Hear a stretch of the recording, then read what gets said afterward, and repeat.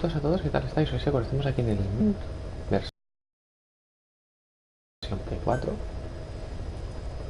Bueno, vamos a dejarlo donde estábamos. Bueno, solo tenemos el 1 Bueno, habíamos hecho las 2 primeras misiones y vamos a por la siguiente.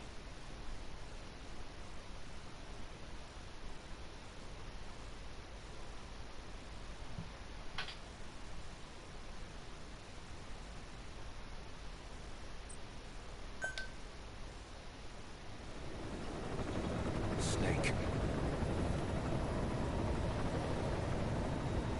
Why are we still here? Just to suffer. Every night, I can feel my leg, my arm, even my fingers. The body I've lost, the comrades I've lost, won't stop hurting.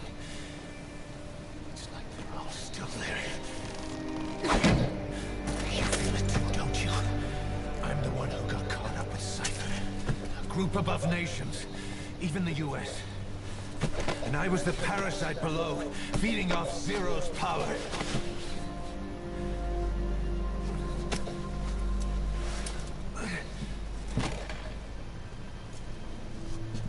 They came after you in Cyprus.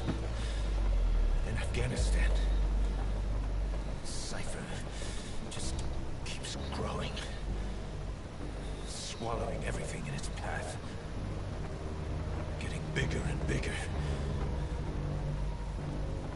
Who knows how big now? Boss. I'm gonna make him give back our past.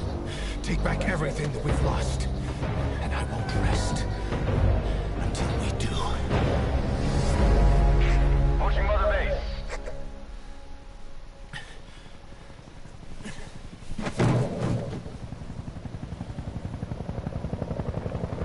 Our new mother base. I don't know how long it'll take, but I'll make it bigger. Better than before. Gosh. What should I do? Boss? Tell me. Tell me like you used to.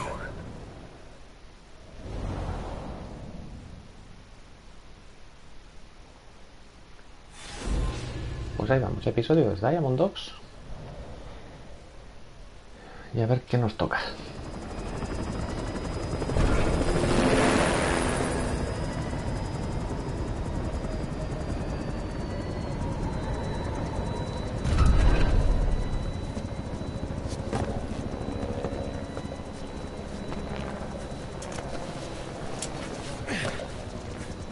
Anda que como lo han dejado a este. Things have changed, boss. We pull in money, recruits, just to combat Cypher. Rubbing our noses in bloody battlefield dirt. All for revenge.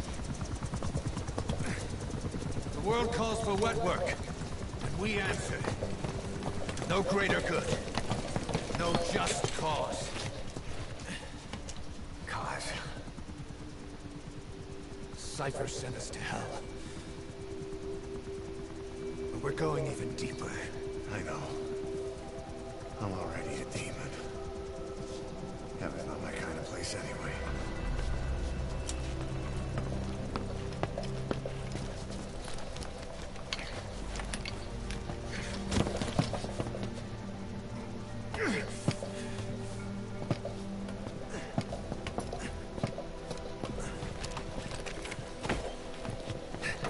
Dogs of war for 9 whole years. That ends today.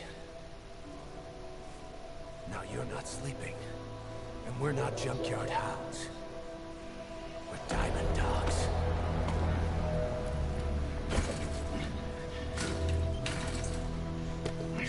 Let them talk.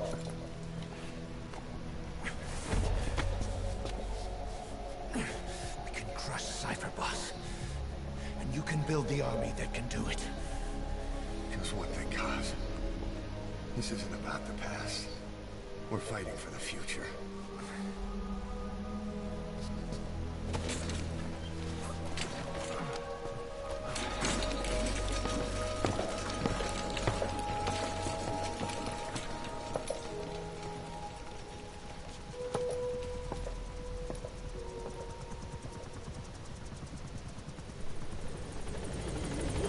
Claro, ya estamos aquí en esta base.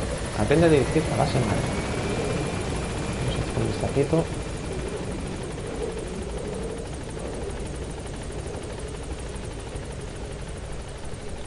Boss, there's something I want to talk about. It concerns the running of Mother Base. Come meet with me. Okay. This base belongs to you now. Make Diamond Dogs the force it deserves. Like any organization, we need good people, and we need to make good use of their talents. Miller asked me to lay that out for you.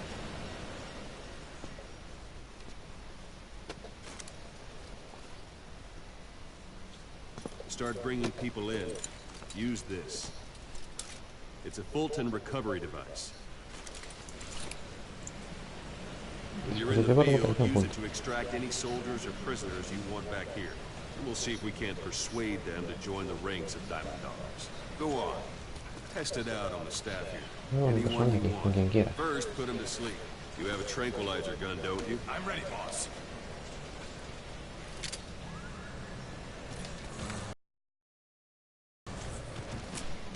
Out like a light. Now approach him and extract him.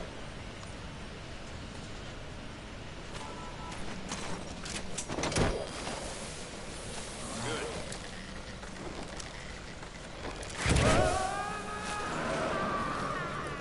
Extraction complete. You can only Fulton recover someone if they're not resistant. No dead bodies either. They don't make great recruits. The staff member you just extracted will be assigned to the team best suited to his abilities. See for yourself. Open your iDroid. Select staff management from the Mother Base menu. So that staff member was placed on the R&D team. The R&D team is in charge of developing all kinds of weapons and items that will support you on missions. Take a look at the development list. Select weapons items under the development heading.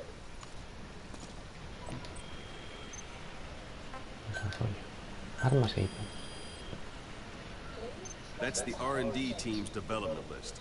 See the item called cardboard box? Didn't seem much use to me, but Miller was adamant that you'd want it on the list. The last word in infiltration technology, or so he said.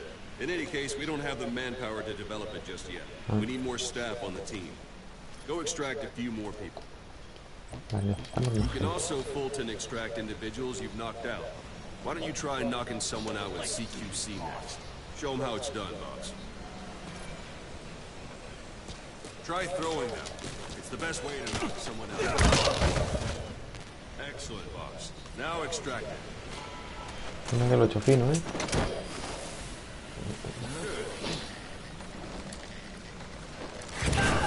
Otro se va. Extraction complete. One thing I should mention. A Fulton extraction won't always be successful. If the person is injured, the shock of it could kill them. And if the weather's unfavorable, well, it could end up going missing. You can determine the chance of success by approaching the person you want to extract. If you want to be sure you can get them out, best carry them to the chopper instead. All right. Extract the next staff member. Por otro. Venga, venidos alguno para acá. Don't pull any punches. It's an honor, boss. If there are multiple adversaries nearby, perform CQC on them in quick succession. This allows you to take them all out before any of them can strike back.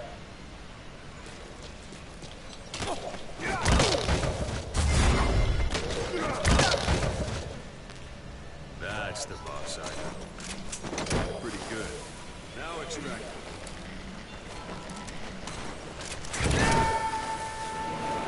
Uno que se va. Y otro que se va. You should be able to develop the cardboard box now. Open your iDroid. Ahí sale. Requerimientos de desarrollo alcanzados. Uniformes, no sé qué. Bueno, vamos a ver lo que podemos. Select weapons items under the development heading. Now select cardboard box and start development. Just be aware that development requires funds. GMP. Watch we don't end up in the red. Vale. Pues lo que os iba a comentar en el capítulo anterior es el tema del PMB, que es digamos, los puntos que dan por terminar misiones, y son los que te permiten desarrollar nuevos materiales y comprar otras cosas. Ahora vamos a gastar un poco de dinerito y tenemos esa caja de cartón. Caja de cartón ha sido desarrollado.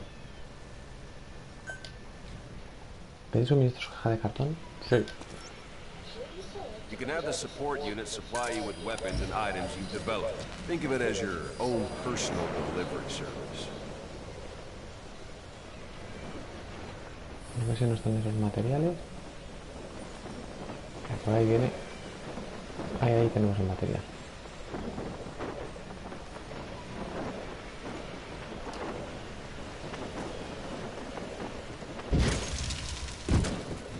And there it is.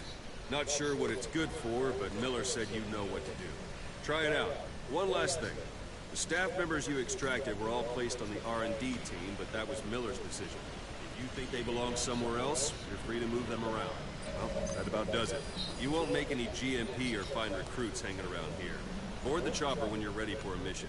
Open your iDroid and select a landing zone to tell it where to pick you up. Or if you're still in the mood for knocking guys on their asses, you can stay around here a while. Give the men some practice. Just come pay me a visit. Primero nos vamos a meter aquí. Vamos a coger la cajita.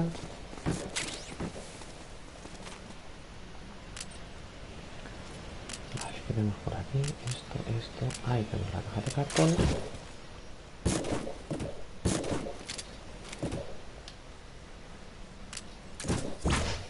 Vale, si nos la quitamos. Aquí no tenemos nada. Bueno, pues vamos a pillar alguno de estos.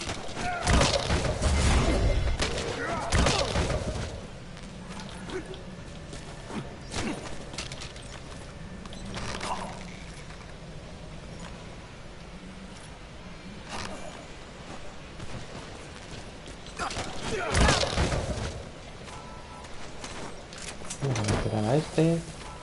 A este.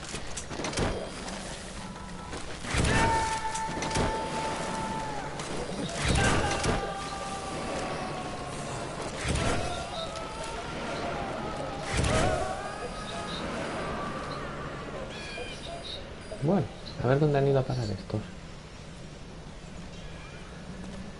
Vamos a mirar aquí. Nos vamos aquí a la gestión de personal. Y más de unidad de apoyo.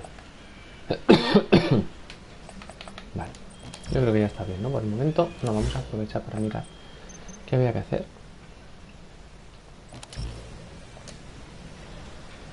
Vale, miraremos también a ver si podemos desarrollar alguna otra cosa. Armas e ítems. Gestión de personal. Armas e ítems.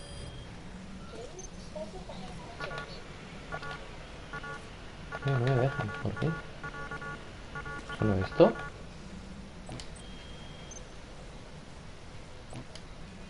Bueno, vamos a mirar, misiones. Helicóptero.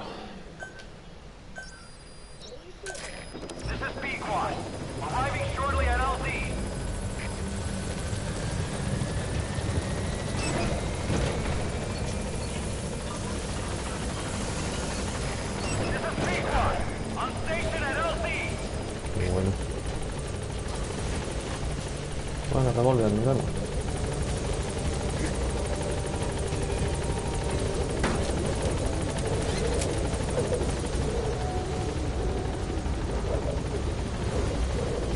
Hasta la vista.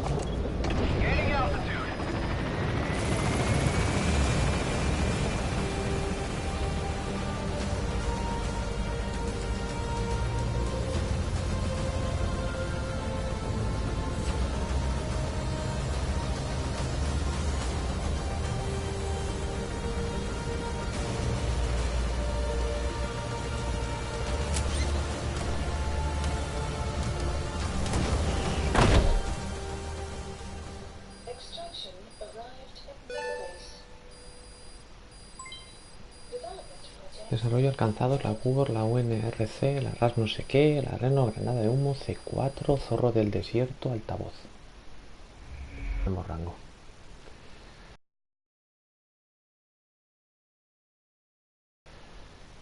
Qué triste.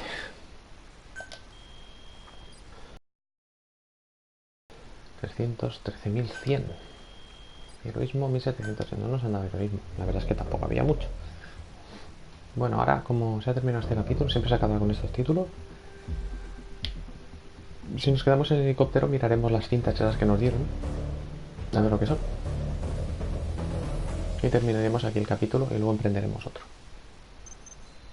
Recompensas. Información previa de Celot 3.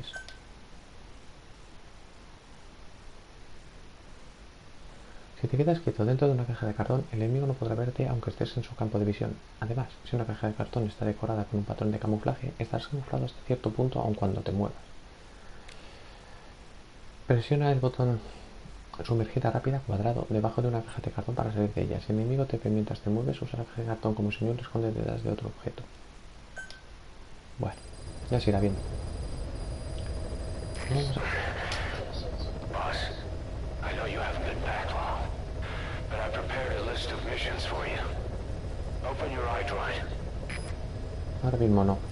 Voy a escuchar las cintas, porque nos dieron unas cuantas, y es importante estar al quite de las cintas. Bueno, ahí tenemos la música.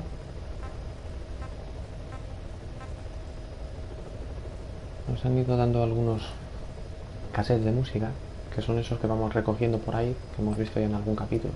Pero bueno, vamos a centrarnos en las cintas, que es importante quitárselas de encima lo antes posible.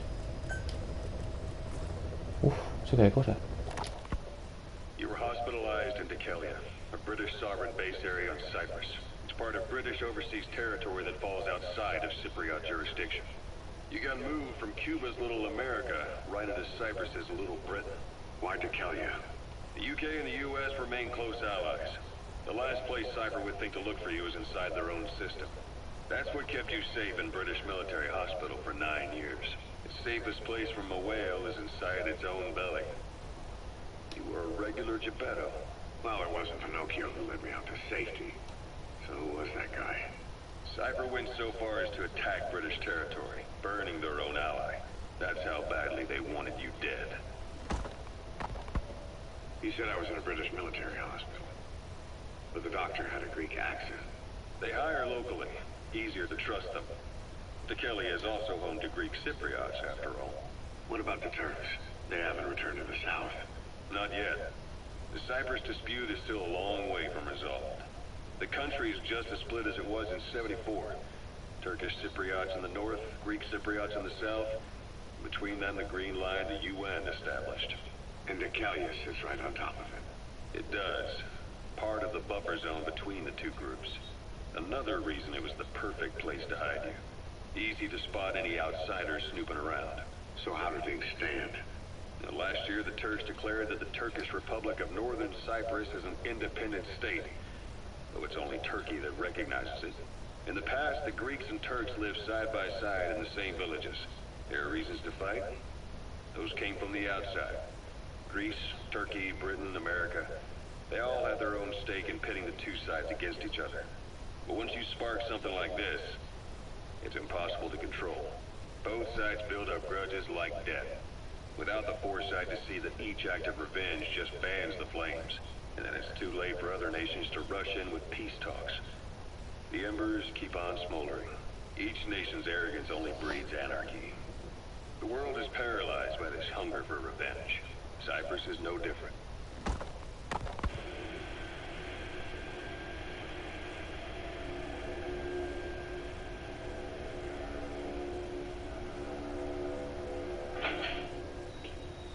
You're up. We're changing ships. We can't go sailing the Suez in a whaler. The Suez Canal. When did they reopen it? Not long after you were attacked. Once they finished sweeping it for mines after the Arab-Israeli conflict. Can you stand? We're going to transfer to a container ship for passage through the Suez. Our destination is Pakistan, Afghanistan's neighbor to the south. There we disembark and head via Peshawar to the Zero Line, the border. We'll travel to the Khyber Pass by road. And then? Continue on horseback. Afghanistan's main roads are under Soviet control. We'll need to go around them. It'll be all narrow, winding paths through the mountains. We'll do better on horseback. It's a local guerrilla tactic. They use the higher ridges to avoid air recons. Then they charge down the mountains for ambushes. The Soviets still haven't devised a counter-strategy. Our time frame is only half as much as we really need. It'll be a tough march. Better horses than boats. Well, it'll take the time to get used to that new arm. While the Soviets have indicated they are not participating in the Los Angeles Olympics, primarily because the United States has made no attempt to guarantee the safety of the Soviet Union's athletes, the United States is increasingly demonstrating the belief that the issue has nothing to do with its preparations, and in fact this is retaliation for the Western nations' boycott of the previous Moscow Olympics. That concludes today's news. That's quite some news. The Soviet Union not attending the LA Olympics? Yeah. Andropov's death has changed some things. They're calling it revenge for the Western boycott of the Moscow Olympics. Countries boycotted the Moscow Olympics? Yes. In protest of the Soviet Union's invasion of Afghanistan. Over 50 countries were absent. It's too bad I didn't get to see Yamashita's judo. When the 40th Army crossed the Amu River 4 years ago, détente went right out the window. The U.S. Congress chose not to ratify SALT II, and Reagan's hardline politics won in the presidency in a landslide. According to him, the Soviet Union Saludos a los nuevos bienvenidos, nuevos llegados aquí al canal. And there's been no end to regional conflicts and civil wars. Como siempre, si queréis mandar algún mensaje, por favor hacedlo a través del Twitter que tengo marcado ahí en la página. Podéis ver la dirección allí. Me podéis mandar un mensaje allí porque en directo no veo los mensajes. Os responderé a lo que queráis, como siempre. Bueno, estamos aprovechando para repasar un poco el tema de las cintas, porque cada vez que realizas alguna misión y demás vas encontrando cintas o te van proporcionando algunas nuevas. Es importante escucharlas, especialmente las que están marcadas en color amarillo.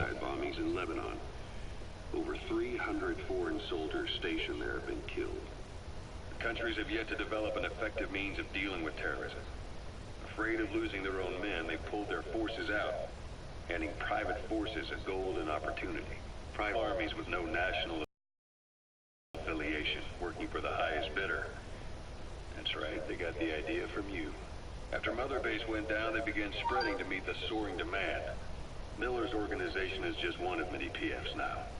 The entire world is after you. But at the same time, it needs you too. Miller told me about what happened in the Caribbean 9 years ago. You do remember Miller. You'd formed a private army with him. An army with no allegiance to a nation. I remember, but I see. You're not sure what's fact and what's a fantasy caused by the coma. It's still all a mess, huh? All I can do is tell you the facts as they were told to me. Bueno, me están explicando un poquito, para los que os hayáis incorporado ahora, la situación política en la que se desarrolla el juego. ¿Vale? Están hablando un poco de todo lo que ha pasado a Sonic Snake durante esos 9 años que ha estado en coma. Le explican un poco la invasión de Afganistán por Rusia y un poco las consecuencias políticas que se derivaron de ahí.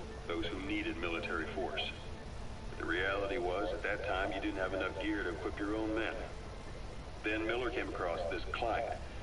It was a huge job he was offering, but you had a shot at pulling it off. You accepted it and headed into Costa Rica. The client even threw in an offshore facility in the Caribbean. The Mother Base. That would be your new base of operations. Lo que haremos, chicos, para no alargarlo esto mucho, será que escucharemos este primer informe de Ocelot y luego nos iremos al nombre del juego, ¿vale? Lo que es la información previa 2.3 y Afganistán hoy, eso nos lo saltaremos para no pasarnos demasiado rato escuchando cintas. Y eso ya lo escucharé yo aparte en otro momento y os lo ahorraré pasar por ahí, si queréis. Si queréis escucharlo también, por supuesto, mandadme un mensaje y decídmelo.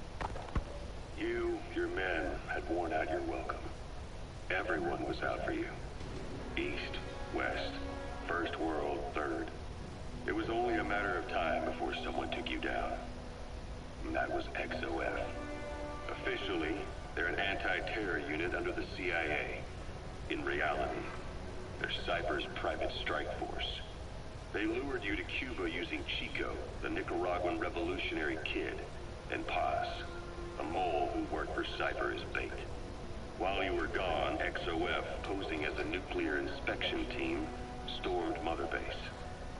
At the same time, C4 they placed on the strut legs went off.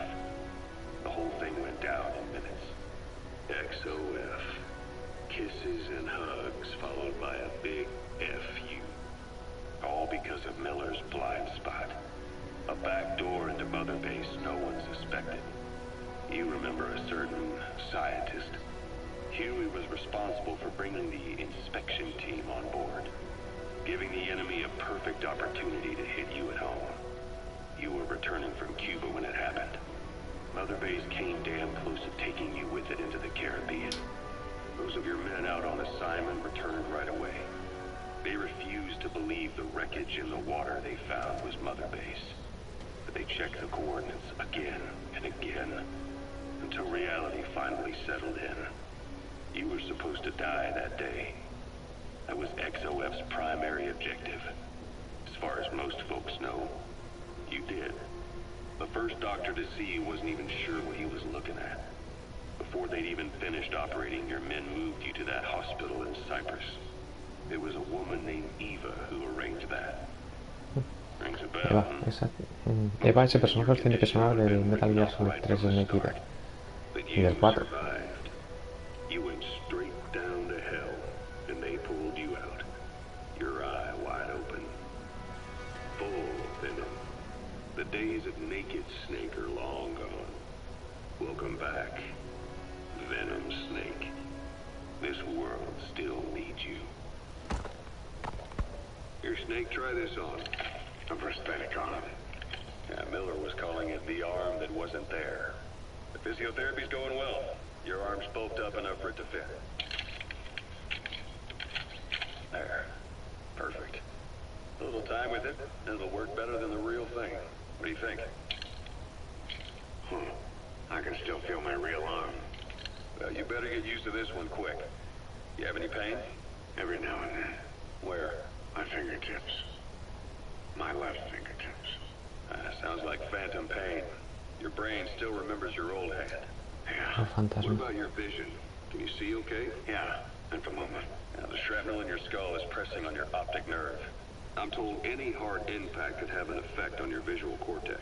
Yeah, the doctor mentioned that. Your brain might process visual information incorrectly. In other words, you could have hallucinations. You might see things that aren't there, and not see things as they really are. You experience any of that? I think so. When? Right after I wake up. Colors look faded. Colors, huh? Well, that's not a major concern in and of itself, but it could mean the difference between life and death in the field. You'll need to watch out for that. I will. All right. You should continue your physio. We'll be arriving soon. It's the last chance you'll get. Vale, pues vamos a escuchar esto del hombre de fuego. Snake, I wanted to ask you about the man on fire. What do you remember from the hospital? Anything we can use? Well, he took off the moment the sprinklers started up. Sprinklers? The fire system? And when he got sprayed with water from the burst pipe, it slowed him down. When we escaped on horseback, he wouldn't cross the river either. And then it started to rain. And he disappeared. Water against fire. Is it that simple? I mean, it makes sense. It's just hard to believe it would work on a guy like that. Vale, pues ya hemos escuchado las cintas. Y lo que vamos a hacer, chicos, es dejar aquí este capítulo. Ahora volveremos a retomar el siguiente. Hacemos una pequeña pausa. Y bueno, ya sabéis, como siempre, que esto lo vamos a subir al canal de YouTube. Y allí, como siempre, los que lo veáis, ya sabéis, like, favoritos, compartir, suscribirse, en caja de comentarios, lo que queráis. Y nos veremos en el siguiente vídeo que vamos a intentar subir ahora. Pues nada, chicos, aquí lo dejamos.